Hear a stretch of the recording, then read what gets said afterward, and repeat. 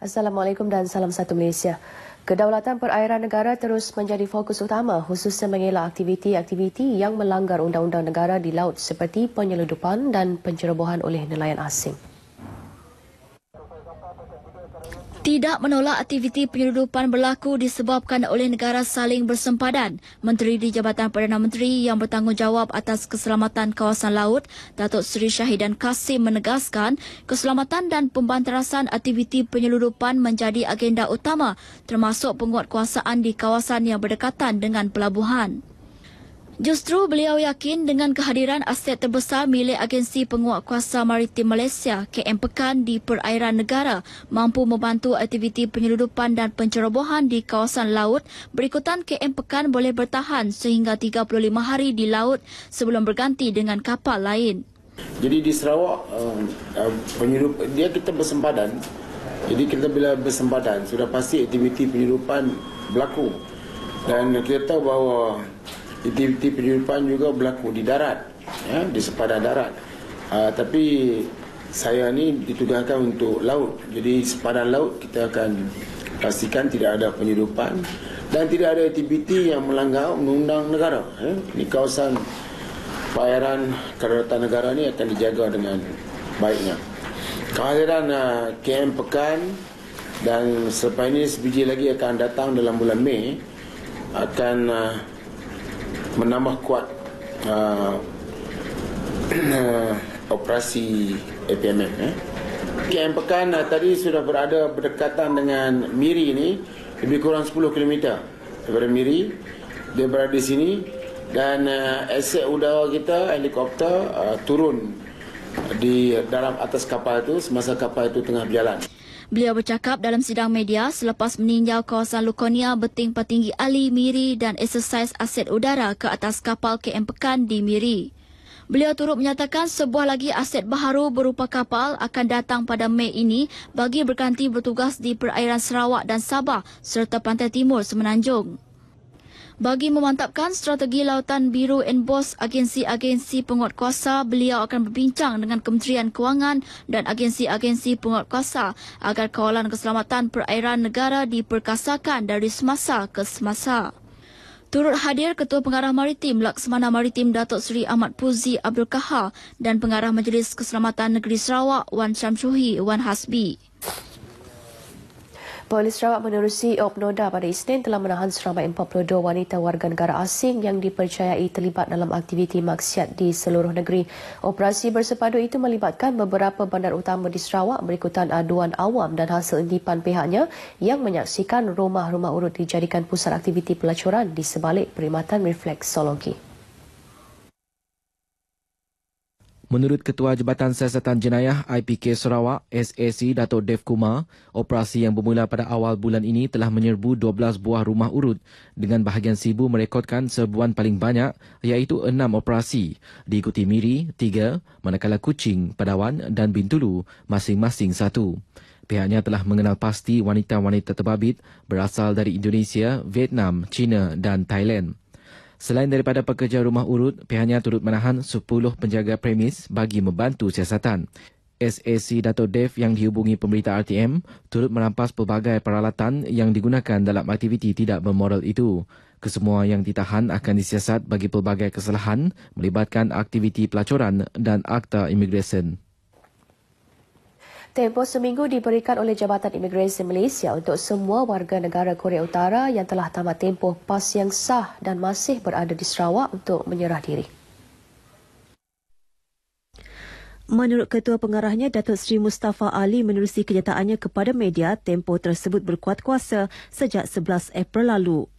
Katanya sehingga semalam, seramai 113 daripada 117 warga Korea Utara telah menyerah diri manakala 4 lagi masih belum berbuat demikian.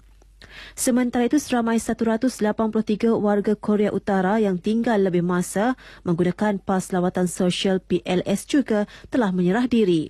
Jelasnya kemasukan mereka ke negeri ini pada masa itu tidak memerlukan visa masuk, manakala pihak syarikat juga tidak pernah hadir ke Pejabat Jabatan Imigresen Malaysia Sarawak untuk mengemukakan permohonan PAS kerja.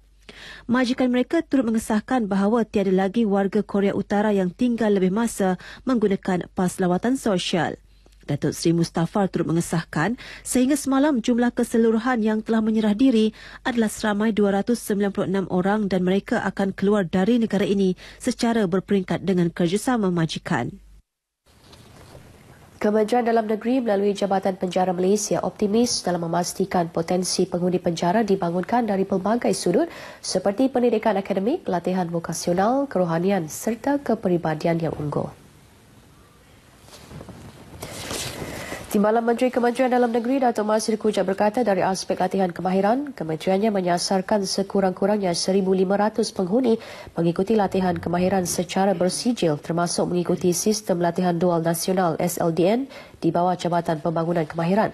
Sehingga Mac tahun ini, seramai 1,050 perantis telah didaftarkan di 42 penjara dan pusat pemulihan pemasyarakatan dengan melibatkan 47 bidang kemahiran yang ditawarkan. Tambahnya, sejak 2012, seramai 10,428 penghuni penjara di seluruh negara telah berjaya memperoleh sijil kemahiran SLDN dalam pelbagai bidang dan daripada jumlah itu, seramai 407 orang adalah penghuni penjara di Sarawak. Datuk Masri berucap merasmikan Majlis Convocation Sistem Latihan Dual Nasional Zon Sarawak di Institut Latihan Perindustrian Miri. Seramai 36 orang perantis menerima sijil masing-masing dalam majlis itu. Seramai 115 pegawai dan anggota tentera Malaysia, Amerika dan Jepun bekerjasama dalam melaksanakan projek naik taraf 3 sekolah rendah di daerah Bau di bawah Exercise Pacific Partnership 2017 PP17. Sekolah yang terlibat dalam Engineer Civic Action Program NCAP di bawah exercise tersebut ialah Sekolah Kebangsaan Sungai Pinang, SK Pelai dan SK Binyu yang melibatkan pembinaan kelas, laluan pejalan kaki dan tandas.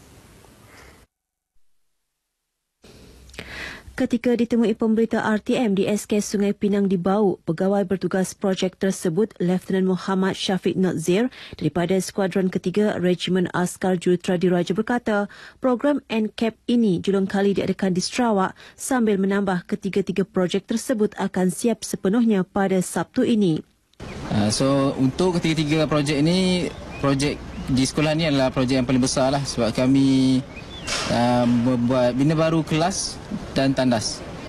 Manakala pegawai bertugas Angelo Palotto daripada US Naval Mobile kata, walaupun dalam keadaan cuaca yang tidak menentu, namun projek tersebut berjalan mengikut jadual. We've been able to exchange knowledge back and forth on different methods of construction and learn from each other.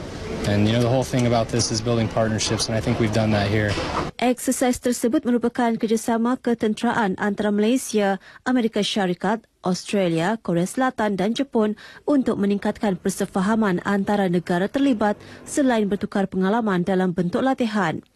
PP17 yang berlangsung selama 15 hari meliputi latihan di Kuching, Sarawak dan Kuantan, Pahang dengan memberi fokus kepada latihan bencana alam khususnya berkaitan dengan bantuan bencana kemanusiaan HAD. RTM Kuching telah mendapat pengiktirafan sebagai salah sebuah organisasi yang menjadi tanda aras amalan terbaik 5S di negeri ini. Timbalan Ketua Pengarah Perbadanan Produktiviti Malaysia MPC Abdul Rahim Yusof berkata, pengiktirafan yang diberikan oleh MPC tersebut dinilaikan berdasarkan aspek proses, pelaksanaan serta impak amalan 5S RTM yang lebih sistematik dan konsisten berbanding organisasi lain. RTM menerima pensijilan 5S daripada MPC tahun lepas. Abdul Rahim juga menyarankan agar lebih banyak organisasi di negeri ini untuk memohon pensijilan amalan 5S untuk lebih berdaya saing dengan memperkasa produktiviti dan inovasi di tempat kerja masing-masing. Beliau berkata demikian dalam sidang media selepas pelancaran program pembangunan kapasiti 2017 sempena Hari Produktiviti MPC Wilayah Sarawak di Kuching. Hadir sama pengarah MPC Wilayah Sarawak, Tengku Azmi Tengku Majid. Pada majlis tersebut, Ketua Penolong Pengarah RTM Sarawak Haja Mariah Saleh dan Pengarah Urusan Senarai Sinergis yang berhad telah berkongsi pengalaman bersama peserta mengenai usaha serta cabaran organisasi masing-masing dalam mendapat pengiktirafan pensijilan amalan 5S MPC. Seramai 180 peserta terdiri daripada wakil Jabatan Kerajaan Persekutuan dan Negeri selain pihak swasta hadir pada program tersebut. Sekolah Menengah Jalan Ria Miri menjuarai pertandingan Forum Pelajar Sekolah Menengah Persendirian Cina peringkat negeri Sarawak 2017 di Kuching. Dengan tajuk Membaca Memerdekakan Minda, sekolah tersebut membawa pulang hadiah wang tunai RM1,000, piala pusingan Datuk Seri Wong Sun Koh dan sijil penghargaan. Tempat kedua dan ketiga masing-masingnya dimenangi oleh Sekolah Menengah Katolik Hai Sibu dan Chung Hua nombor 4 Kuching. Penyampaian hadiah disempurnakan oleh Naib Pengerusi Persatuan Persekutuan Lembaga Pengurusan Sekolah Menengah Cina Sarawak, Datuk Richard William Chiat di Balai Budaya Dewan Bahasa dan Pustaka Cawangan Sarawak di Kuching. Terdahulu dalam ucapannya, beliau berkata menerusi penganjuran forum seumpama itu, ia sebagai medan latihan untuk berucap di khalayak selain mendedahkan pelajar dengan aktiviti yang memerlukan mereka berfikir secara kreatif dan inovatif. Pertandingan forum yang mula diadakan sejak 1992 itu sebagai usaha memupuk nilai patriotisme terhadap negara melalui penghayatan bahasa kebangsaan. Seterusnya kita beralih ke segmen agenda hari ini.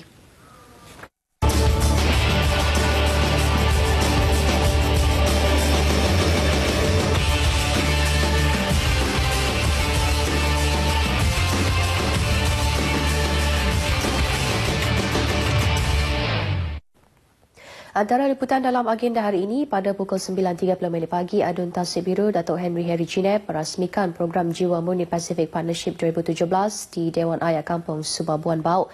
Manakala pada pukul 2.30 petang, Timbalan Ketua Menteri Datuk Ahmad Douglas Sugambas menyempurnakan majlis perasmian program Temuduga Terbuka SL1M Peringkat Negeri Sarawak 2017 di Unimas, Kota Semarahan.